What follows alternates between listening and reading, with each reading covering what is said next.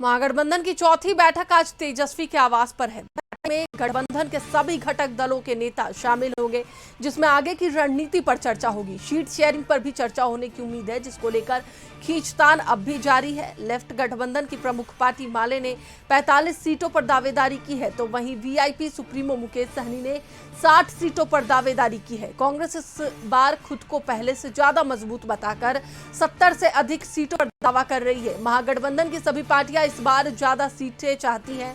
VIP और left पार्टियां जहां अपनी ताकत बढ़ाने पर जोर दे रही है, वहीं कांग्रेस भी खुद को बड़े खिलाड़ी के रूप में पेश कर रही है। सीटों की सीमित संख्या के कारण तेजस्वी यादव को सभी दलों के साथ लेकर एक ऐसा फॉर्मूला तैयार करना होगा जिससे कोई नाराज ना हो।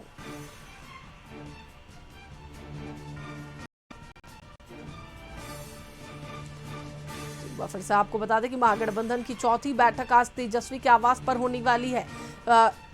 संभावना जताई जा रही है कि आज सीट शेयरिंग पर बात होगी, लेकिन 2020 के मुकाबले इस बार के चुनाव में गठबंधन में 2 दल और सम्मिलित हुए हैं, जिसमें सीट शेयरिंग का जो फॉर्मूला है वो कहीं ना कहीं कठिन नजर आ रहा है। तो इस बार कोई ऐसा रास्ता तेजस्वी को निकालना होगा जिससे कि सीट शेयरिंग अच्छे से हो जाए और किसी भी दल को इस बात से नाराजगी ना हो।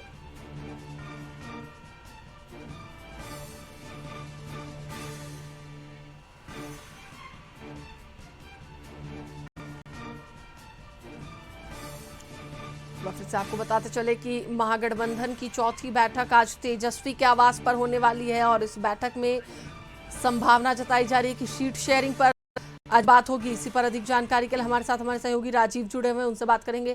राजीव, जैसा कि कहा जा रहा है कि आज सीट शेयरिंग पर बात होगी, जो संभावनाएं हैं, हालांकि अगर पहले की बात कर ले तो पहले 2020 के चुनाव में जो दल थे वो कम थे और इस बार ज्यादा है।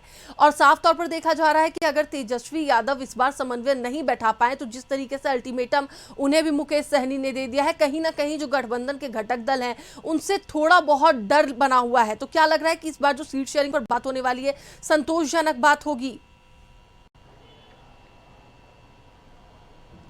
जी देखिए, महागठबंधन समन्वय समिति की बैठक इसीलिए बुलाई गई है कि सीटों का बंटवारा जल्द से जल्द तय हो जाए। क्योंकि सीटों की बंटवारा तय नहीं होने के चलते सभी घटक दल के नेता असमंजस की स्थिति में है कि उनको कहां चुनाव लड़ना है और किस तरह से चुनाव लड़ना है। और ये देखिए, अभी हलचल हुई है जैसे राबड़ी आवास पे देखिए, और कहा जा सकता है कि थोड़ी देर में तेजस्वी यादव निकलने वाले हैं। तो हम लोग कोशिश कर रहे हैं कि कैमरा को हाथ पर ले करके उस तरफ बढ़ें, और चूंकि कैमरामैन भी आपको दिखाने की कोशिश कर रहे हैं कि किस तरह से वहां बैठक होनी है, उसके पहले तेजस्वी यादव निकलने वाले हैं और हम लोग वहां पहुंच रहे हैं। देखिए, इसमें क्या है कि आज की बैठक का मुख्य मुद्दा भी है सीट बंटवारा है, और सीट बंटवारा अगर नहीं होता है तो महागठबंधन में पेच फंसा हुआ है, खास करके तेजस्वी के चेहरा को लेकर के पेच फंसा हुआ है। तो वैसी स्थिति में महागठबंधन की बैठक काफी अहम है। और देखिए, अभी एक नेता निकले हैं, क्या कहेंगे सर, आज की बैठक कितना महत्वपूर्ण है?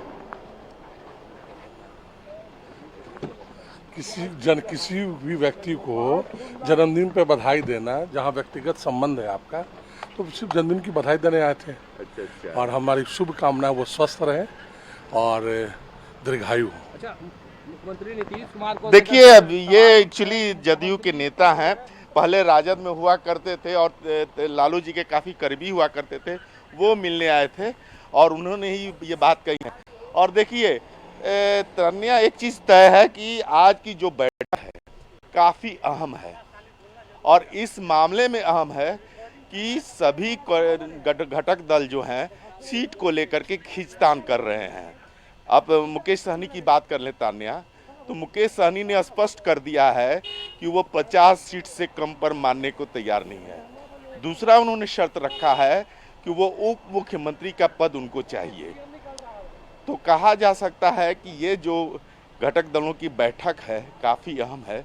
वहीं दीपांकर भट्टाचार्य जो हैं भाकपा माले के नेता, पिछली बार 19 सीटों पर चुनाव लड़े थे, 12 सीट जीते थे, लेकिन इस बार उन्होंने बढ़ कर के कहा है बिल्कुल बिल्कुल राजीव, इस सामने बार जो तेजस्वी सीट यादव शेयरिंग के का सामने। फॉर्मूला है वो अच्छे से तय करना जरूरी है। और माले ने भी अपना दावा कर दिया है, वहीं मुकेश सहनी ने भी अल्टीमेटम दे दिया है। कहीं ना कहीं कांग्रेस भी अब तक तेजस्वी यादव को मुख्यमंत्री का चेहरा नहीं मान रही है, तो पेच कहीं ना कहीं फंसा हुआ। फिलहाल बहुत बहुत धन्यवाद, पूरी जानकारी के लिए बने रहें और अपडेट्स लेते रहें। तो एक बार फिर से हम आपको बता दें कि आज महागठबंधन की बैठक है और यह बैठक कई मायनों में महत्वपूर्ण है।